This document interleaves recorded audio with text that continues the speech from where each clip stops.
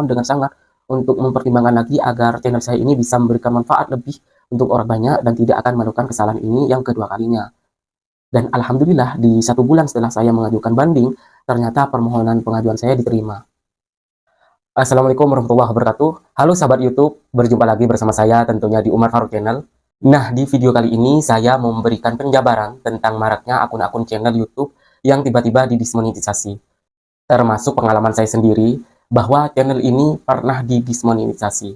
Tapi tenang, saya akan menjabarkan juga cara memulihkan akun yang didismonetisasi tersebut. Jadi bagi kalian YouTuber pemula, wajib tonton video ini sampai selesai supaya kalian bisa berhati-hati dan lebih mawas diri agar terhindar dari yang namanya dismonet. Tapi sebelum ke topik pembahasannya, alangkah baiknya kalian support terus channel ini dengan cara subscribe, like, komen, dan share agar channel ini terus berkembang dan bermanfaat. Oke, jadi YouTube itu semakin tahun semakin canggih dan semakin banyak fitur-fitur terbarunya, dan pastinya YouTube juga memfasilitasi kita agar lebih mudah untuk terus berkembang di YouTube. Serta YouTube memberikan sumber penghasilan lebih banyak dari tahun-tahun sebelumnya. Contohnya sekarang, sudah ada fitur short, fitur super thank, dan lain-lain. Dan dibalik itu semua, YouTube juga semakin memperketat peraturannya. Dengan tujuan untuk mengeksplor lagi jiwa kreativitas kita untuk terus lebih bagus lagi dalam berkarya. Untuk itu, tidak heran jika banyak akun-akun yang terkena dismonetisasi. Karena YouTube juga bisa mendetek akun-akun yang mencurigakan. Ya, semacam tim audit gitu. Biasanya di awal tahun dan di akhir tahun banyak di grup-grup YouTuber pemula di Facebook maupun grup WhatsApp yang pada rame akunnya pada didismonetisasi. Nah, apa sih sebenarnya penyebab akun yang didismonetisasi tersebut? Buat teman-teman semua yang belum kenal dismonetisasi, video ini cocok banget supaya kalian tidak terjerumus untuk melakukan hal-hal yang dilarang oleh YouTube.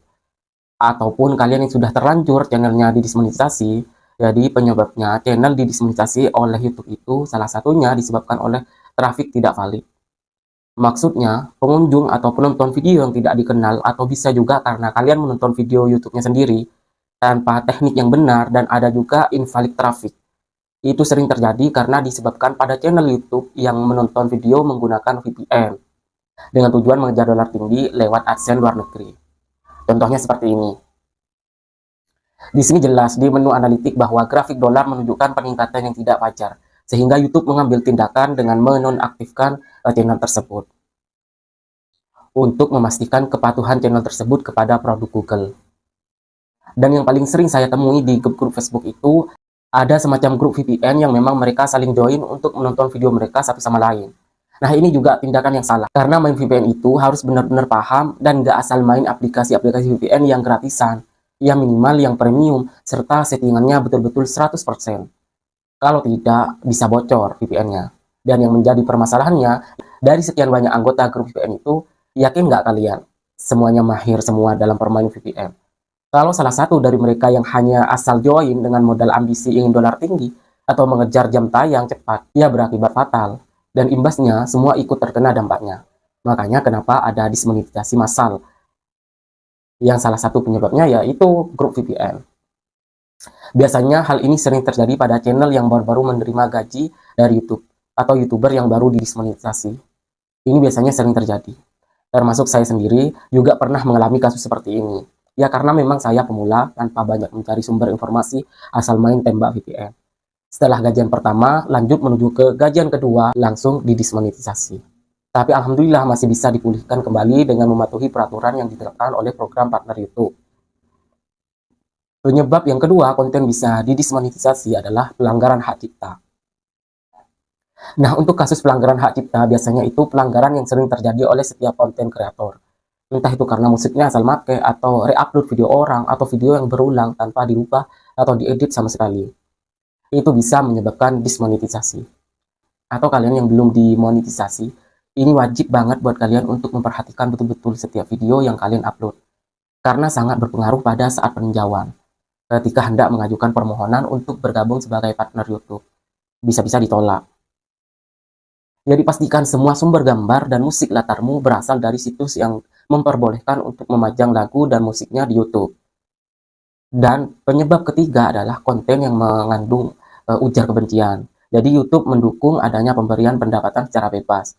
Meski begitu, YouTube tidak mendukung adanya sikap permusuhan atau ujaran kebencian yang kamu selipin di kontenmu. Misal di kontenmu membawa nama-nama agama. Nah, pasti di situ banyak pihak yang pro dan kontra. Jika videomu terkesan mendesak salah satu pihak atau golongan, maka videonya akan langsung didismonetisasi.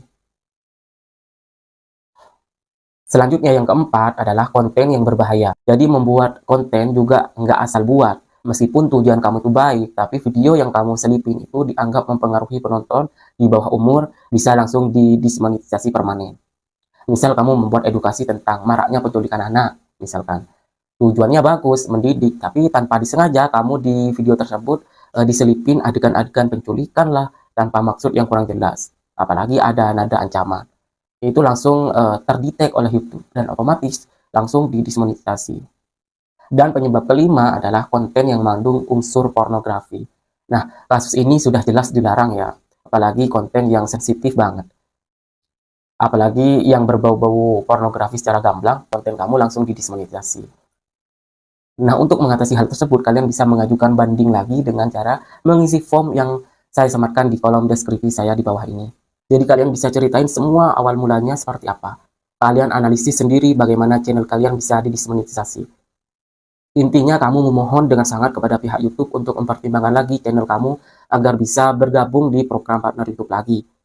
Biasanya YouTube akan menganalisa permohonan banding kamu dengan jangka waktu 1 bulan.